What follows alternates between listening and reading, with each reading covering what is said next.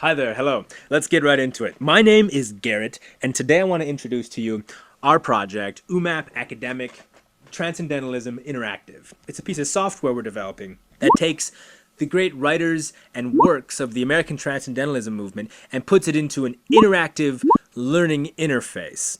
So before we jump into what our app does with the data, let's give you a few examples from the movement to get a better feel for what American Transcendentalism is.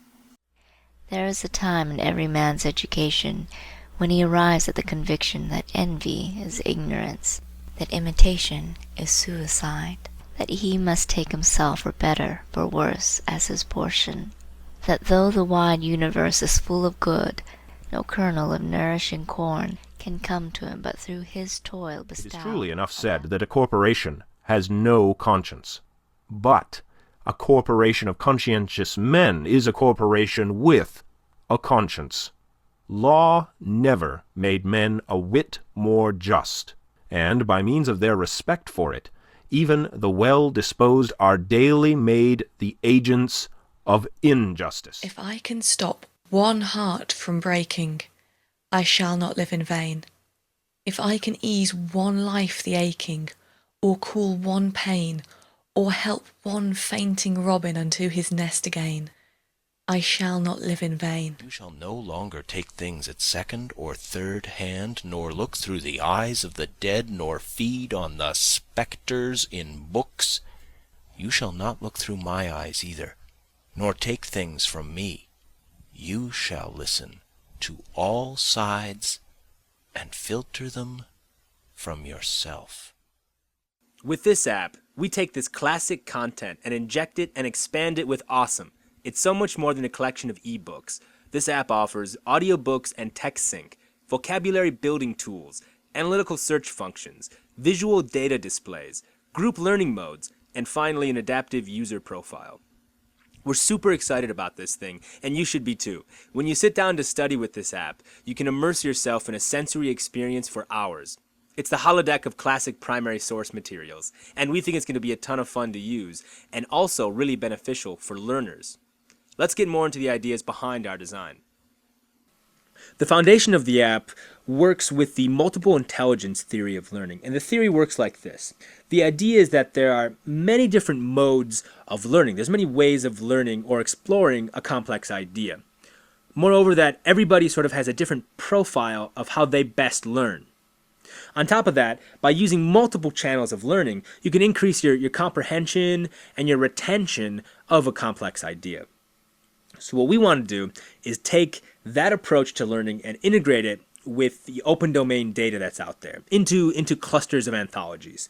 So we've taken the genre of American Transcendentalism, taken all the works, and sort of built a bunch of analytical tools to devise multiple channel learning modes for all of those. So what do these modes look like? Well, besides an ebook of all these works, when you download the app, you'll get high quality audiobooks as well. So you can sync up the text and the audio and get that sort of engaged sensory experience while going through these works.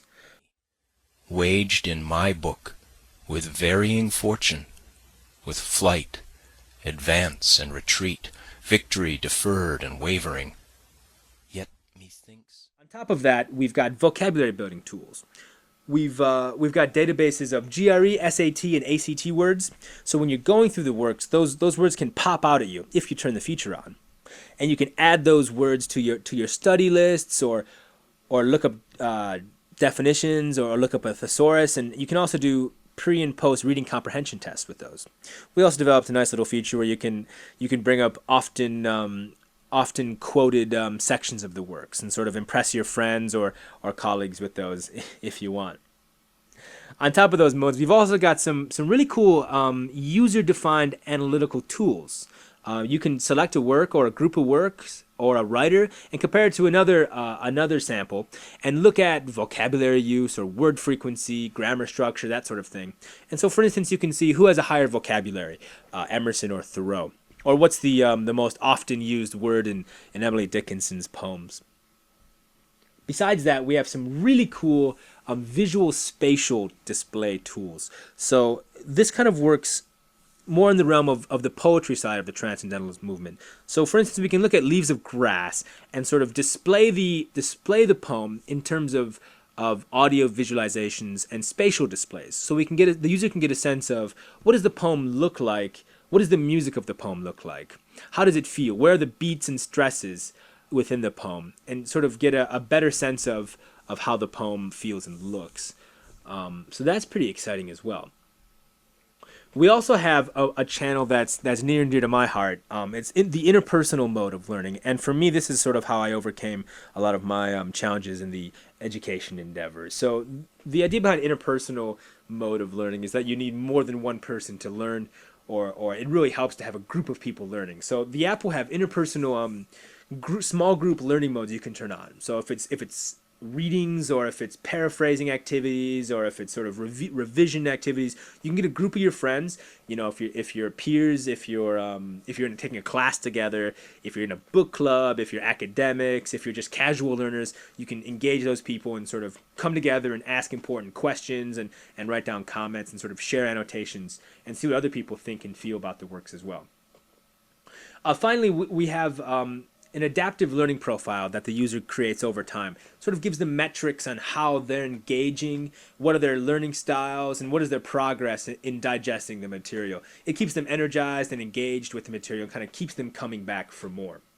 So what are the goals of this project? What do we think it's going to do? Well, we definitely think it's going to increase reading comprehension. You know, this approach puts power back into the hands of the reader. It gives them the tools. It stops becoming a passive experience and much more active. We think it's going to reach new student cohorts. So groups of students that in the past or may have otherwise been left behind by not being able to sit down and engage with this material are now going to have sort of this new platform to engage with this material. You know, I think this generation has a higher expectation of their media. You know, they want to be constantly stimulated and entertained, and this, rather than fighting against that old trend of sitting in a corner with a book and sort of reading it. I mean, that's a nostalgic image, but in reality, a lot of students these days just don't have the discipline to do it. Well, rather than fighting against it, we sort of work with that and create this immersive sensory experience while still being engaged with the ideas of these original great works. We think it's going to help learners with disabilities also get in touch with this stuff. It's going to connect those disparate user groups we mentioned earlier. It's going to develop study skills and motivation in our students. You know, I think once the student begins to get intimate with their own sense of their learning mode, their individualized profile, they're going to get better in touch with how they learn and apply that maybe to areas outside of the app. I think it's also finally going to expand understanding of the genre and the ideas within the Transcendental movement. We have technology now floating around in most people's pockets on these computers and in all these different areas where we can get a wider lens and a more powerful scope at a lot of this material that even a generation ago we couldn't. You know, I think examining this stuff through visual and chronological arrangements and looking at it through these interesting concordance displays will give us a whole new sense of what do these ideas mean and how do they interact. Looking forward, I think this is a transplantable app. It's a transplantable model. And if this is a success, and I really think it will be with your help, we could apply it to any different collection or cluster of open domain works. You know, for instance, classic Greek philosophy, you know, Plato and Socrates, or get into the political writings. You know, let's go Pericles and Cicero up to John Locke and Hobbes, Jefferson, etc. You know, what do those works look like as a whole?